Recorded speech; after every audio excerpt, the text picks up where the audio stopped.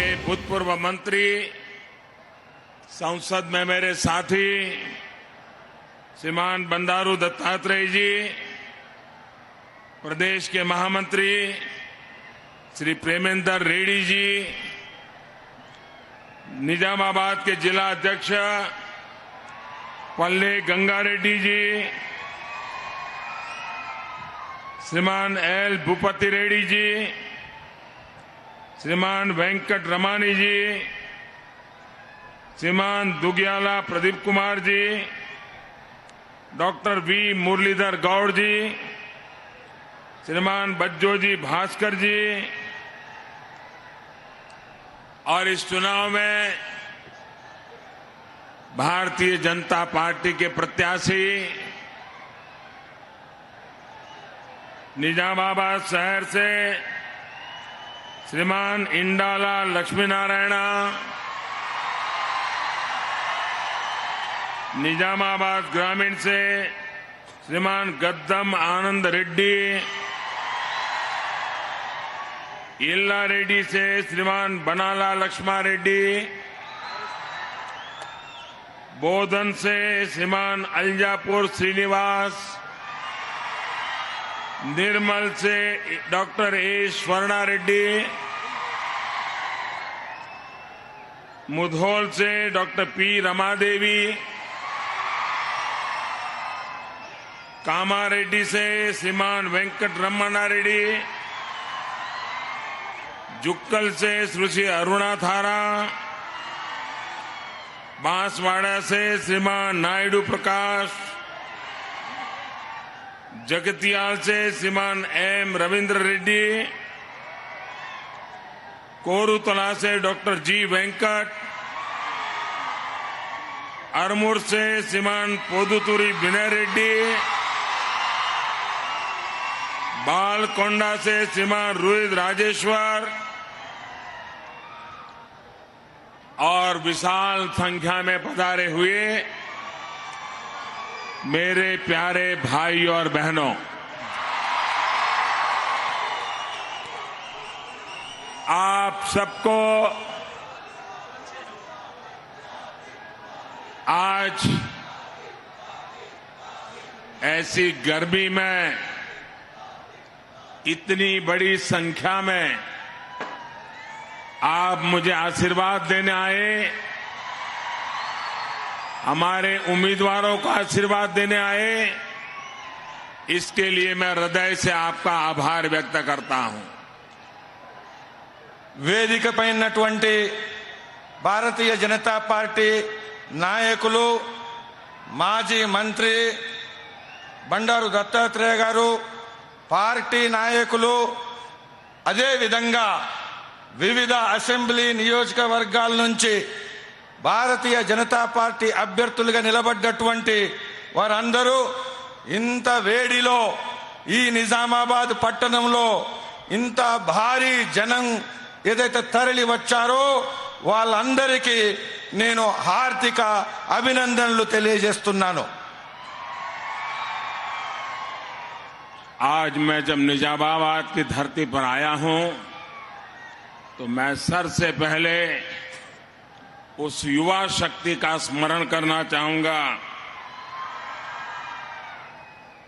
आज जिस बेटी के नाम से देश गौरव ले रहा है, दुनिया के अंदर जिसने अपना नाम प्रस्तावित किया है, इसी क्षेत्र की हमारी आदिवासी बेटी मालावत पूर्णा, जिसने बहुत छोटी आयु में एवरेस्ट विजय प्राप्त किया, मैं उसको बधाई देता हूं। और दूसरा भाई मोहम्मद हुसैनुद्दीन, जिन्होंने कॉमनवेल्थ गेम्स के अंदर भारत को मेडल दिला करके भारत का सम्मान बढ़ाया है। और ये हमारे देश की युवा शक्ति की पहचान है, हमारे न्यू इंडिया की पहचान है, भारत के नए आत्मविश्वास का रणटंकार है। ఈ రోజు ఈ నిజామాబాద్ పవిత్ర భూమి మీదకి వచ్చినప్పుడు నేను ఈ గడ్డ మీద నుంచి వచ్చినటువంటి యువకుల విషయంలో స్మరించకుండా ఉండలేను. ఎవరైతే 13 సంవత్సరాల పిన్న వయస్సుల్లో మాలావత్ మరియు పూర్ణ ఇద్దరు గిరిజన బిడ్డలు ఎవరైతే ఉన్నారో వాళ్ళు ప్రపంచంలో అత్యున్నతమైనటువంటి ఎవరెస్ట్ శిఖరం మీద జాతీయ పతాకాన్ని ఎగరవేసి భారత్ యొక్క గౌరవాన్ని పెంచారు. అదేవిధంగా మహమ్మద్ హుసేనుద్దీన్ ఎవరైతే ఉన్నారో యువకుడు, ఈ జిల్లాకు చెందినటువంటి వ్యక్తి, కామన్వెల్త్ ఆటల్లో భారతదేశానికి పతాకాన్ని విజయాన్ని సాధించి పెట్టి భారతదేశ గౌరవాన్ని స్వాభిమానాన్ని పెంచినటువంటి వీళ్ళు ఈ యొక్క రాష్ట్రమే, తెలంగాణ రాష్ట్రమే కాదు దేశం యొక్క గౌరవాన్ని కూడా ప్రపంచవ్యాప్తంగా పెంచారు. వీరు యొక్క యువకుల యొక్క ఆత్మవిశ్వాసానికి, న్యూ ఇండియాకు ప్రతీకలుగా, దేశ ఆత్మవిశ్వాసానికి ప్రతీకలుగా ఉన్నారు. 5 राज्यों में चुनाव चल रहे हैं. अब तक मुझे 4 राज्यों में जाने का अवसर मिला. आज 5वें राज्य में भी आने का मौका मिला है. मुझे जहां जहां जाने का अवसर मिला है मैंने ऐसा ही उमंग और उत्साह देखा है, ऐसा ही वातावरण देखा है. నేను గత కొన్ని రోజులుగా దేశవ్యాప్తంగా 5 రాష్ట్రాల్లో ఏదైతే ఎన్నికలు జరుగుతున్నాయో అందులో మొదలు 4 రాష్ట్రాల్లో పర్యటించాను. ఈ రోజుతో 5వ రాష్ట్రాన్ని కూడా పర్యటిస్తున్నాను. ఈ 5 రాష్ట్రాల్లో ఎక్కడ పర్యటిస్తున్నప్పటికీ ఎక్కడ చూసినా ఇదే ఉత్సాహం, ఇదే జన ప్రభంజనం, ఇదే వాతావరణాన్ని నేను చూస్తున్నాను. जिनका विकास में विश्वास है, जिनका नया तेलंगाना बनाने में विश्वास है, जिनका नया भारत बनाने में विश्वास है, ये विकास में विश्वास रखने वाले लोग आज भारतीय जनता पार्टी पर अधिकतम विश्वास रख करके देश को आगे ले जाने के लिए कंधे से कंधा मिलाकर भाजपा के साथ चल रहे हैं. మీ అందరికీ కూడా తెలుసు, అభివృద్ధిలో విశ్వాసం ఉంచేటువంటి ప్రజలు, అదే విధంగా న్యూ ఇండియాలో విశ్వాసం ఉంచేటువంటి ప్రజలు, వీళ్ళందరూ కూడా తెలంగాణ, నవ తెలంగాణ నిర్మించాలనుకునేటువంటి ప్రజలందరూ కూడా భారీ ఉత్సాహంతో భారతీయ జనతా పార్టీతో కదం కదం కలిపి బీజేపీతో అండగా నిలబడ్డారు. भाइयों बहनों, ये हमारा तेलंगाना ऐसे ही नहीं बना है, अनेक वर्षों के संघर्ष से बना है, अनेक नौजवानों के बलिदान से बना है. और इसलिए यहां की सरकार को उस बलिदान को बर्बाद करने का कोई अधिकार नहीं है. तेलंगाना की जनता ने जो सपने देखे थे, उन सपनों पर जरा सा भी खिलवाड़ करने का हक यहां के किसी राजनीतिक दल को, किसी राजनीतिक नेता को और किसी सरकार को नहीं है. మీ అందరికీ కూడా తెలుసు ప్రజలారా, తెలంగాణ నిర్మాణం ఏదైతుందో అది మామూలుగా జరగలేదు. అనేక సంవత్సరాల యువకుల బలిదానం, త్యాగం, ప్రజల యొక్క పోరాటం కారణంగా తెలంగాణ ఆవిర్భావం జరిగింది. అటువంటి తెలంగాణ అభివృద్ధి విషయంలో ఏ రాజకీయ నాయకునికైనా, ఏ రాజకీయ పార్టీకైనా, ఏ ప్రభుత్వానికైనా ఈ కలలు, ఈ ఆకాంక్షలతో ఆడుకోవడానికి అవకాశం లేదు, అస్తవ్యస్తం కావడానికి వీలు లేదని నేను చెప్తున్నాను. लेकिन साथियों, तेलंगाना को 4.5 साल हो गए. ये सरकार 4.5 साल से उसने क्या काम किया? ये चुनाव सरकार से पाई पाई का, पल पल का हिसाब मांगने का चुनाव है. మీరందరికీ కూడా తెలుసు, ప్రభుత్వం ఆవిర్భవించి ప్రభుత్వం వచ్చి 4.5 సంవత్సరాలైంది. ఇది ఎన్నికల సమయం. ఈ ఎన్నికల సమయంలో ప్రభుత్వం 4.5 సంవత్సరాల్లో ప్రజాసేవలో ప్రజల కోసం ఏం చేసింది అనేటువంటిది పైసా లెక్క అడిగేటువంటి సమయం ఇది. అదే విధంగా క్షణం ప్రజల సేవలో ఏం చేశారని సవాలు చేసేటువంటి సమయం ఇది. जिन्होंने यहाँ के नौजवानों को, यहाँ के किसानों को, यहाँ के दलित, पीड़ित, शोषित, वंचितों को, आदिवासियों को तेज गति से विकास का भरोसा दिया था, वो अपने वायदों पर खरे नहीं उतरे हैं. उन्हें इस चुनाव में ये जनता जनार्दन ने सबक सिखाना चाहिए. మిత్రులారా, గత 4.5 సంవత్సరాల ముందు యువకుల విషయంలో, రైతుల విషయంలో, బీదల విషయంలో, బడుగు వర్గాల విషయంలో, వెనుకబడినటువంటి వర్గాల విషయంలో, గిరిజనుల విషయంలో ఏం సేవ చేశారు, ఏం అభివృద్ధి సాధించారు అనేటువంటిది ఒక్కొక్క ప్రశ్నకు సమాధానం ఇవ్వాల్సినటువంటి సమయం ఇది. ఇదే విధంగా ఈ వాగ్దానాల వైఫల్యంలో ప్రభుత్వం ఏదైతే విఫలమైందో వీటి విషయంలో బుద్ధి చెప్పాల్సినటువంటి తగిన సమయం ఇది.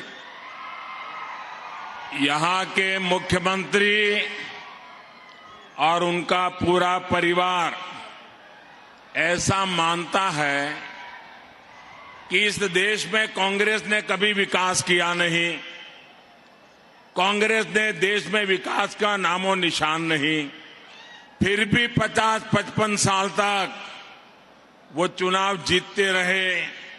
तो यहाँ के मुख्यमंत्री और उनके परिवार को लगता है अगर कांग्रेस कुछ किए बिना जीत सकती है तो वो भी जीत जाएंगे, कुछ करने की जरूरत नहीं है.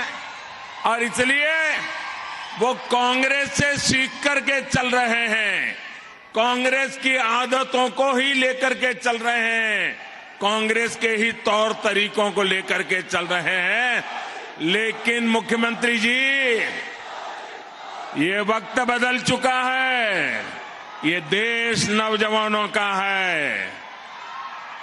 कांग्रेस ने 50-55 साल तक कुछ न करते हुए राज किया, लेकिन अब देश की कोई पॉलिटिकल पार्टी 50 महीने भी कुछ किए बिना फिर से चुनाव नहीं जीत सकती है. మిత్రులారా, తెలంగాణలో ప్రస్తుతం ఉండేటువంటి పార్టీ, ప్రభుత్వము, ముఖ్యమంత్రి, వాళ్ళ కుటుంబం వాళ్ళు ఏమనుకుంటున్నారంటే ఏమీ వేగంగా అభివృద్ధి చేయాల్సినటువంటి అవసరం లేదు. గత 50 సంవత్సరాలుగా పైగా కాంగ్రెస్ ఏ విధంగానైతే పరిపాలించిందో, అభివృద్ధి లేకుండా ఎన్నికలు గెలవగలిగిందో అదే విధంగా అదే పద్ధతిలో ఎన్నికలు గెలవచ్చు, రాజ్యం ఏలొచ్చు అని అనుకుంటున్నారు. కానీ మీ అందరికి కూడా తెలుసు, దేశంలో పరిస్థితులు మారాయి, కాలం మారింది. ఇప్పుడు అది సాధ్యం కాదు. 50 నెలలు కూడా, 50 సంవత్సరాలు కాదు, 50 నెలలు కూడా పని చేయకుండా, అభివృద్ధి సాధించకుండా ఉండడం సాధ్యం కాదు. ఇది యువకుల దేశం అని చెప్తున్నాను నేను. मुख्यमंत्री जी कहते थे कि मैं निजामाबाद को लंदन बनाऊंगा, स्मार्ट बनाऊंगा. लेकिन यहां तो बिजली, पानी, सड़क ऐसी सुविधाओं के लिए भी ये निजामाबाद के लोग तरस रहे हैं. और जब उन्होंने कहा था लंदन बनाऊंगा, तो मैंने आज मेरे हेलीकॉप्टर के पायलट से कहा कि आओ जरा चक्कर काट के आते हैं, देखें क्या किया है. मैं देख करके आया हूं. अरे हिंदुस्तान के जहां आर्थिक स्थिति कमजोर है, ऐसे राज्यों के भी, ऐसे शहरों की हालत इससे ज्यादा अच्छी है. अगर लंदन कैसा है, जरा मुख्यमंत्री जी 1-5 साल वहीं रह करके आ जाओ, बहुत हो गया यहां. మిత్రులారా, ముఖ్యమంత్రి నిజామాబాద్ ను లండన్ గా మారుస్తానని చెప్పారు, స్మార్ట్ సిటీ చేస్తానని చెప్పారు. కానీ ఈరోజు నిజామాబాద్ లండన్ విడిచిపెట్టండి, స్మార్ట్ సిటీ విడిచిపెట్టండి, కరెంటు, రోడ్డు, తాగునీరు లేనటువంటి పరిస్థితుల్లో ప్రజలు, నిజామాబాద్ ప్రజలు బాధపడుతున్నారు, తరిసిపోతున్నారు. నేను లండన్ ఏ విధంగా చేశారు నిజామాబాద్ను అని ఒకసారి ఇక్కడికి వస్తున్న సమయంలో హెలికాప్టర్లో పరిక్రమ చేయడం జరిగింది. పరిక్రమ చేసిన తర్వాత నాకు అర్థమైంది ఏంటంటే, దేశంలో ఉండేటువంటి బలహీనమైనటువంటి రాష్ట్రాల్లో ఉండేటువంటి పరిస్థితే నిజామాబాద్లో ఉంది. కాబట్టి మిత్రులారా, ఈ యొక్క లండన్ ఏ విధంగా ఉంటుంది ఒకసారి వెళ్ళి అక్కడ 5 సంవత్సరాలు లండన్ లో ఉండి రమ్మని చెప్తున్నాను నేను. आपके यहाँ जो अंडरग्राउंड ड्रेनेज बन रही है, ये ड्रेनेज बन रही है कि डैमेज का काम चल रहा है, इसका निर्णय आपको करना है. ఇక్కడ అండర్ గ్రౌండ్ డ్రైనేజ్ అయితే నిర్మాణం చేస్తున్నారో, ఇది డ్రైనేజ్ నిర్మాణం జరుగుతున్నదా లేదా నగరాన్ని నష్టం చేసే పని చేస్తున్నారా నేను అడుగుతున్నాను. ये मुख्यमंत्री ऐसे हैं, उनकी पार्टी ऐसी है, आधी अधूरी बातें, आधे अधूरे वादे, आधे अधूरे कार्य, आधे अधूरी योजनाएं, ये आधे अधूरी सरकार भी निकाल दी उन्होंने, वो भी 5 साल पूरा नहीं किया. ऐसे लोगों पे भरोसा करोगे क्या? ముఖ్యమంత్రి గారు ఏం దేనికి ప్రతీక అయ్యా అంటే, వాగ్దానాల అమలులో అసంపూర్ణం సగం, యోజన ప్రాజెక్టుల్లో సగం, కార్యక్రమాల్లో సగం, ఏ పనులు కూడా, ఏ మాటలు కూడా పూర్తిగా అమలు చేయనటువంటి ప్రభుత్వం ముఖ్యమంత్రి. కేవలం అదే కాదు, ఈయన సమయం 5 సంవత్సరాలు అయితే అది కూడా 5 సంవత్సరాలు పూర్తి చేయనటువంటి ప్రభుత్వం ఇది అని నేను చెప్తున్నాను. भाइयों बहनों, अच्छा हुआ उन्होंने कुछ समय पहले चुनाव घोषित कर दिया. इससे कम से कम कुछ महीने पहले आपको मुसीबतों से मुक्ति की संभावना आ गई. చాలా సంతోషం. కనీసం కొన్ని నెలల ముందు ముందస్తు ఎన్నికలు ప్రకటించడం ద్వారా ప్రజలకు 5 సంవత్సరాల బాధపడాల్సిన అవసరం లేకుండా తొందరగానే ఈ ప్రభుత్వంతో ముక్తి కలగబోతున్నది. यहाँ के लोग पानी के लिए तरसते हैं. 5 साल हो गए पीने का पानी नहीं पहुंचा रहे, और उन्होंने कहा था घर घर गोदावरी का जल नहीं पहुंचाऊंगा तो वोट मांगने नहीं आऊंगा.